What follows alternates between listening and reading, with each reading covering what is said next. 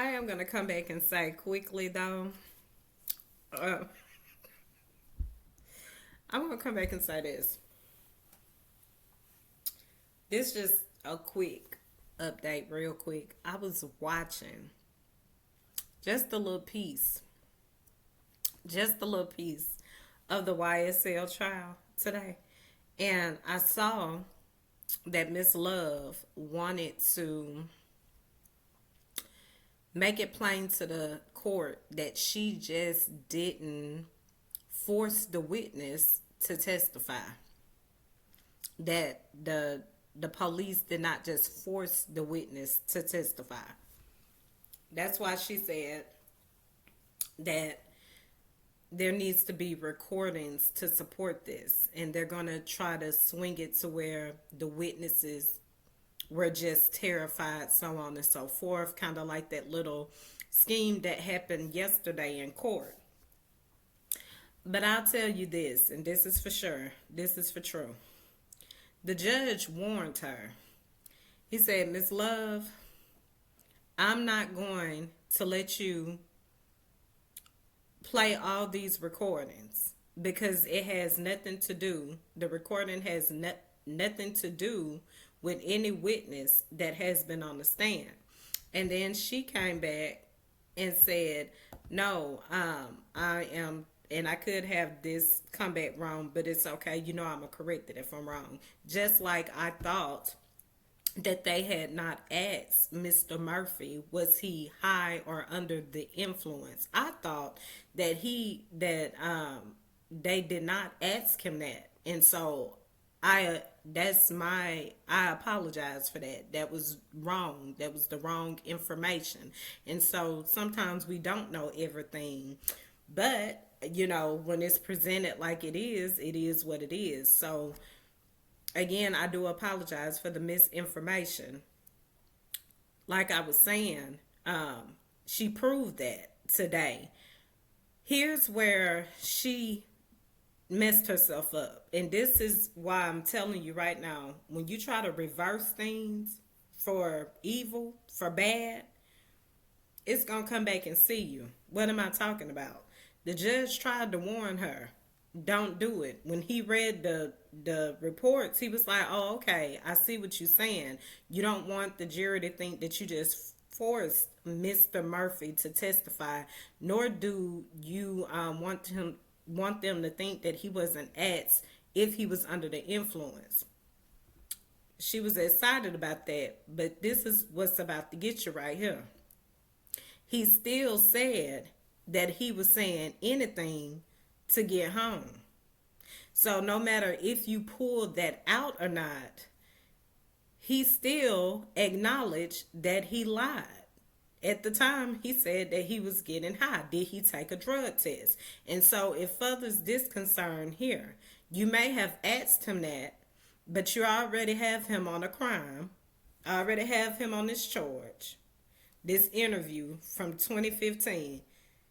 I thought the interview was from like 22 or whatever, but, and that was, you know, wrong on, oh no, because in 22, he was on the news turning himself in. So let's go back to 2015 when the lawyer had his arms inappropriately over him and, you know, constantly hitting his back to coach him. It shouldn't have been a need for these things if he said he wasn't under the influence and he said that he wasn't, you know, high. Why would you even have to put your arms over him or constantly pat him in his back, you know, to kind of coach him to tell? And it makes it even worse now because nothing was wrong with him. And then Mr. Murphy said he was so high that he didn't remember that. But he told you guys that he wasn't high. So although they're trying to paint a picture like he was just fearful of the individuals being charged with the RICO, he could have very well been fearful from them as well. So when you present this to the jury, what she messed herself up is the jury is gonna consider that false crime scene that was created. The one where Miss Bennett, is supposedly been at Miss Bennett's house, because it's obvious that the state has some aggressors too, as they're trying to point to these gang members.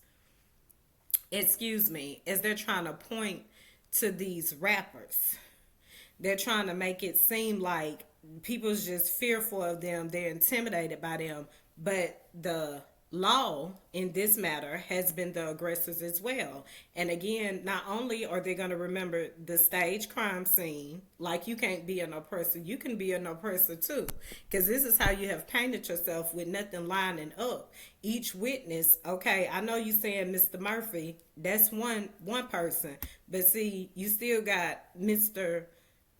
Bennett, and you still have Mr. White, and both of them wasn't willing to testify, even compared to your one, just so they can get locked up or try to be recharged. Either way, however that went. But bringing the focus back to what I was saying, she really just did herself a bad deed, because it still don't free you from the negligence that you created to try to form this case.